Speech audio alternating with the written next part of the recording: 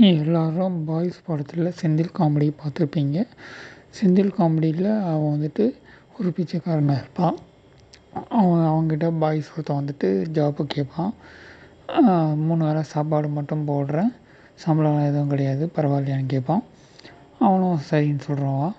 So Senthil வந்துட்டு அவங்ககிட்ட 2 tiffin பாக்ஸை கொடுத்து, ஒரு டிஃபன் பாக்ஸில் போய் இந்த கோயிலுக்கு போ, வடபழனியில் இருக்கிற இந்த கோயிலுக்கு போ, புளியோதரை தருவாங்க, ஒரு கிணத்துல நீ வாங்கிக்கோ, ஒரு கிணத்துல உனக்கு வாங்கிக்கோ, அது எனக்கு வாங்கிக்கோ அப்படின்னு சொல்லிட்டு 2 கிணத்துக்கு கொடுத்து அனுப்புவோம். ஸோ அதேமாரி மறுநாள் வந்துட்டு இந்த கோயிலுக்கு போ, இந்த ஊரில் இருக்கிற இந்த கோயிலுக்கு போ, லெமன் ரைஸ் தருவாங்க, லெமன் ரைஸ் வாங்கின்னு வருவான். அடுத்த நாள் அதேமாரி தயிர் சாதம் வாங்கின்னு வருவான்.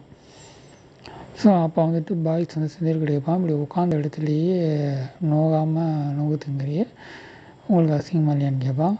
இப்போ செந்தில் சிச்சினியே வந்துட்டு சொல்லுவான், எந்த கோயிலில் எப்போ பிரசாதம் தர்றாங்கன்றது ஒரு டேட்டா பேஸே இருக்குது.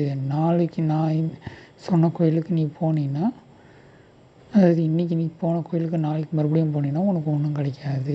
எந்த கோயிலில் எப்போ பிரசாதம் தர்றாங்கன்னு ஒரு டேட்டா பேஸை போட்டு வச்சுருக்கேன் அப்படின்னு ஒரு டைரி தட்டின்னே சொல்லுவான். அதுமாரி இஸ்திரி பெட்டி, டைம் மிஷின் அதில் ஃப்ரீயாக தர்றாங்க, ஏஆர் ரஹ்மான் வீட்டில் இன்றைக்கி பிரியாணி தராங்க, அது எல்லாத்தையும் ஒரு டேட்டா பேஸே போட்டு வச்சுருக்கேன்னு சொல்லுவான். டைரி தலையில் தட்டின்னே அவங்க போடுறது சோறு இல்லை, இன்ஃபர்மேஷன் இஸ் வெல்த்துன்னு சொல்லுவான். நீங்கள் ஒரு தடவை வேணால் அந்த காமெடியை பாருங்கள். ஸோ ஒரு பிச்சைக்காரனுக்கே அவ்வளோ இன்ஃபர்மேஷன் தேவைப்படுதுன்னா, இப்போ நமக்கெல்லாம் எவ்வளோ இன்ஃபர்மேஷன் தேவைப்படும்.